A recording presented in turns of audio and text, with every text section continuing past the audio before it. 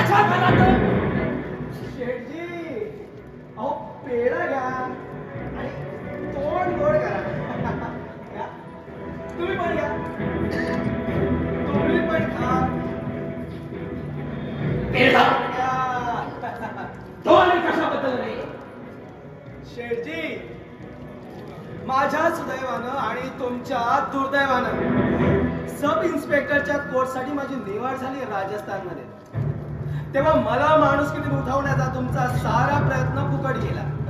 आता राहिला प्रश्न हा की हा आनंद साजरा कुठे करायचा. इथे जनतेच्या समवेत